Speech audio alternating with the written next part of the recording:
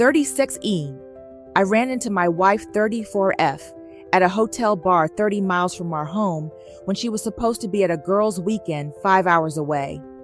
After 8 years of marriage, everything unraveled in an instant.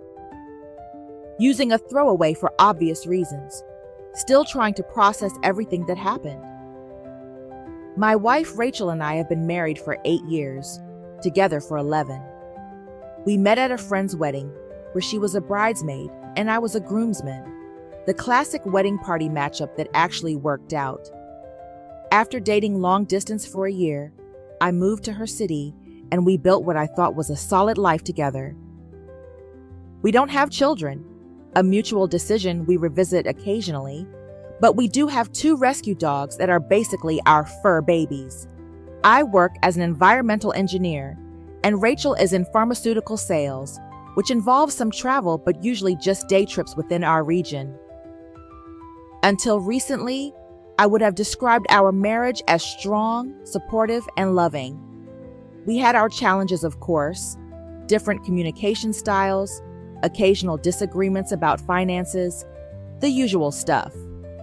But we always managed to work through issues with respect and compromise.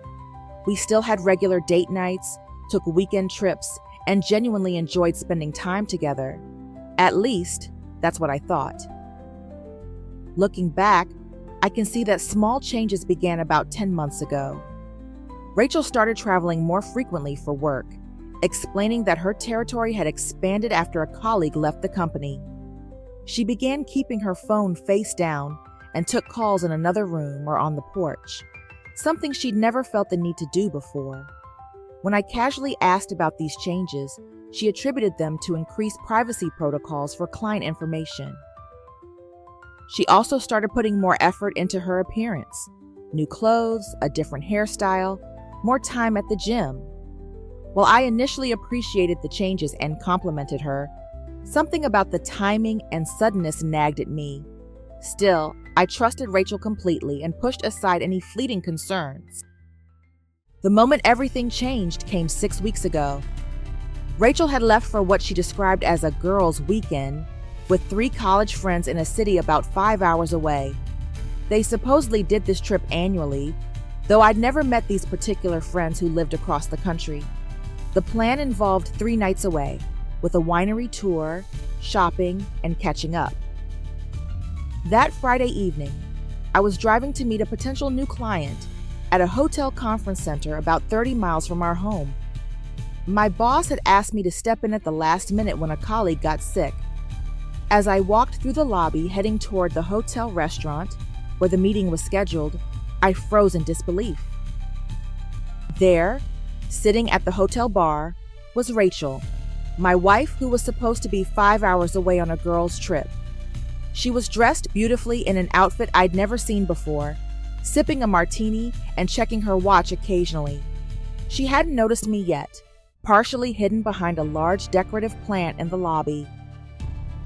For several seconds, I couldn't move, trying to process this impossible sight. Maybe she had canceled the trip for some reason, but why would she be at a hotel bar 30 miles from home? And why hadn't she told me about the change of plans? Before I could approach her, a man walked up to the bar.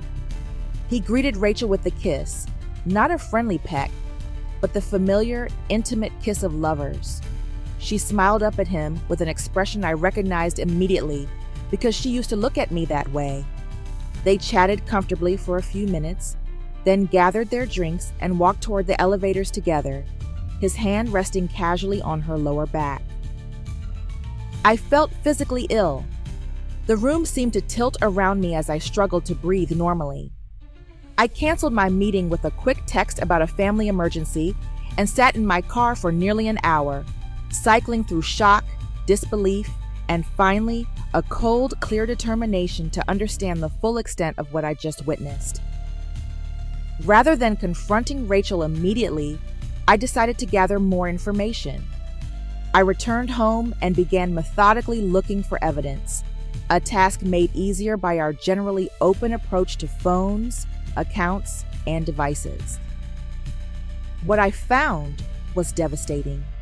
Rachel had been seeing this man, David, a regional director at a partner company, for at least 8 months.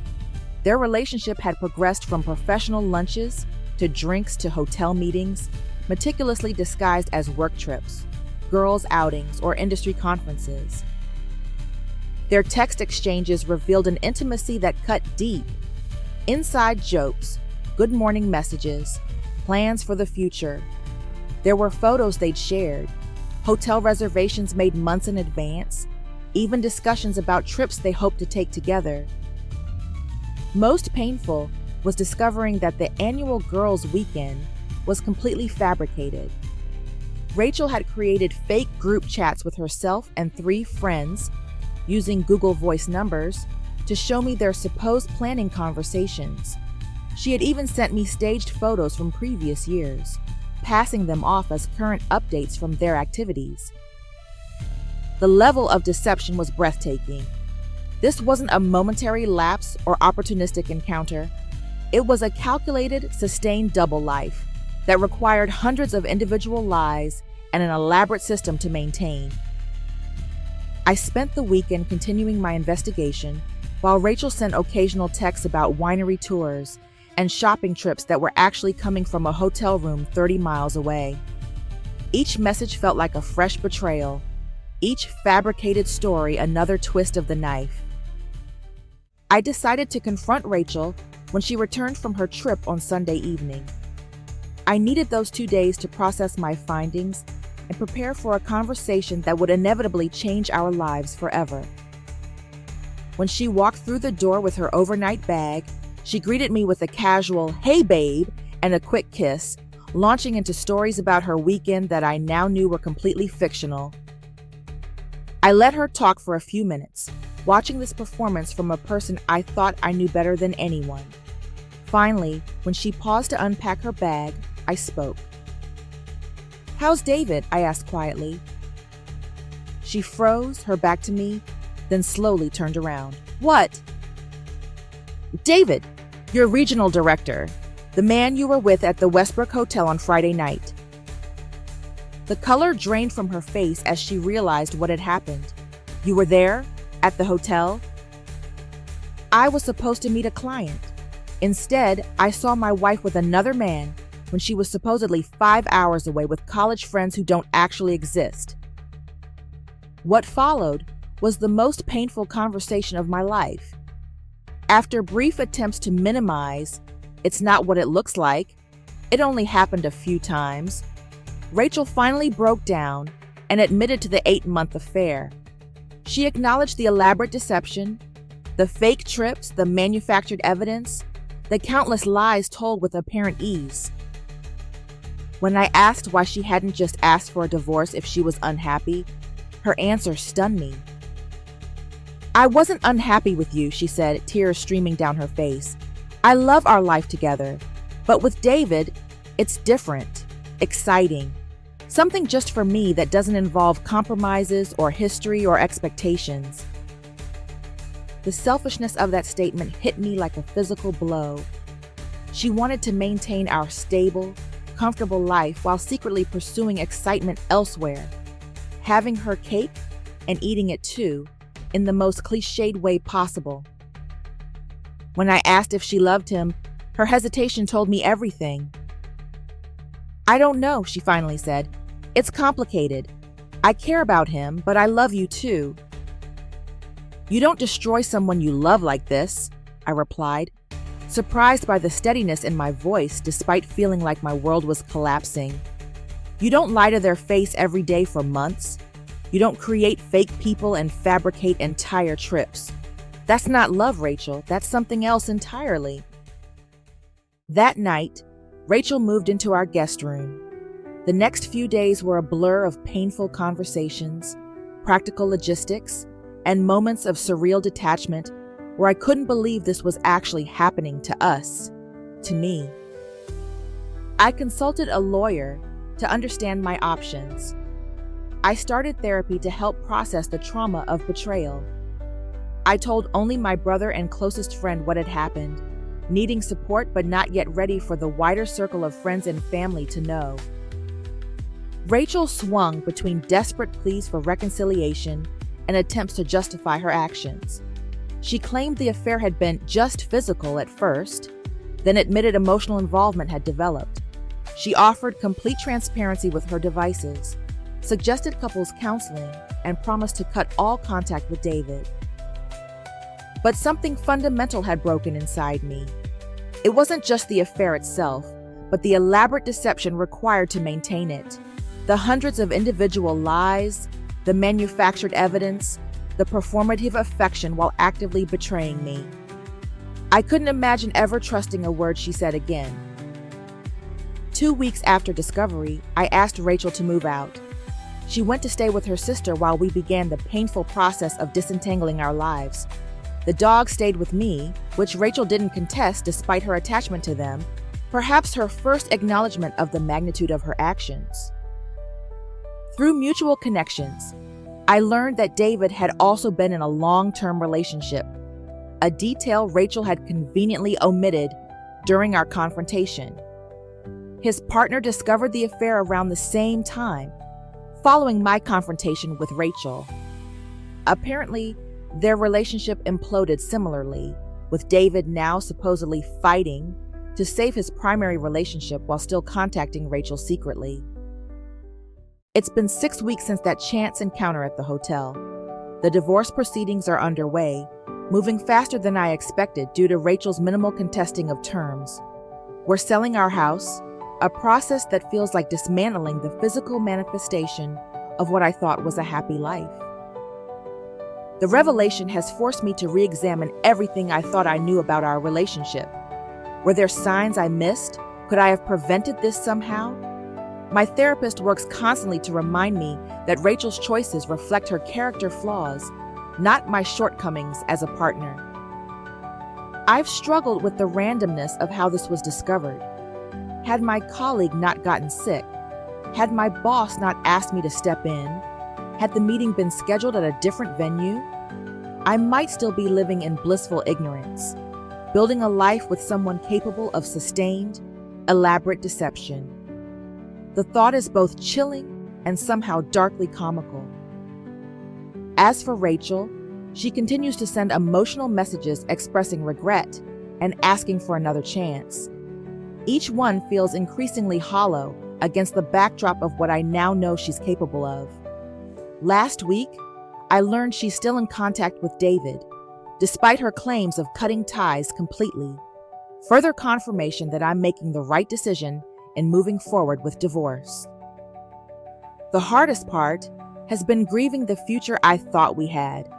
We had talked about possibly changing our minds about children in the next year or two, about buying a vacation property, about growing old together. Those dreams died in an instant in that hotel lobby, placed by lawyers' appointments and therapy sessions, and the daunting prospect of starting over at 36. Through therapy and painful reflection, I've gained insights that might help others. 1. Trust unexpected encounters. Had I dismissed what I saw at the hotel, making excuses or believing any subsequent explanation from Rachel, I would have remained in a fundamentally dishonest relationship. 2. Pay attention to increasing secrecy, especially when it's justified by vague work requirements or new privacy concerns. These explanations are often covers for communicating with an affair partner. 3. Look for patterns of elaboration. Rachel didn't just lie about her whereabouts. She created fake friends, staged photos, and manufactured entire events. This level of detail often indicates a long-term deception rather than a one-time mistake. 4. Trust your gut when changes in appearance coincide with other suspicious behaviors. While self-improvement alone isn't a red flag, combined with increased secrecy and unexplained absences, it often signals an effort to impress someone new. 5. The unfaithful partner's response after discovery reveals much about the potential for reconciliation. Rachel's continued contact with David, despite promises to end the relationship, showed that her remorse was more about getting caught than about the pain she caused. For those still in the raw stages of discovery, know that the overwhelming pain does eventually become manageable. I'm still in the thick of it, but I have moments of peace now that were unimaginable 6 weeks ago. The future may look different than you planned, but it can still hold joy, authenticity, and eventually trust with someone worthy of it. TLDR, accidentally ran into my wife at a hotel bar with another man when she was supposedly on a girls' trip 5 hours away. Discovered an 8-month affair with elaborate cover stories, fake friends, and hundreds of lies. 6 weeks post-discovery, moving forward with divorce and slowly rebuilding my life. Edit. Thank you all for the overwhelming support and advice. To address some common questions. 1. Why not confront her immediately at the hotel? I was in complete shock and needed time to process what I'd seen. Confronting her there would have been a public scene and might have limited my ability to discover the full extent of the deception. 2. Have you been tested for STDs? Yes. That was one of the first things I did after discovery. All clear, thankfully. 3. Are you sure there weren't earlier signs you missed? Looking back with full knowledge, perhaps there were subtle changes in behavior before the 8-month mark, but nothing that would have reasonably triggered suspicion without the context I now have. 4. What happened to David professionally? As far as I know, there have been no professional consequences. They work for different companies that sometimes partner on projects, and their relationship apparently didn't violate any specific workplace policies. 5. Are mutual friends taking sides? Most close friends have been supportive of me while maintaining appropriate boundaries. A few of Rachel's longtime friends have distanced themselves from her after learning about the elaborate deception, which surprised both of us. Thank you again for letting me share this story. Writing it out has been unexpectedly therapeutic, and your support means more than you know.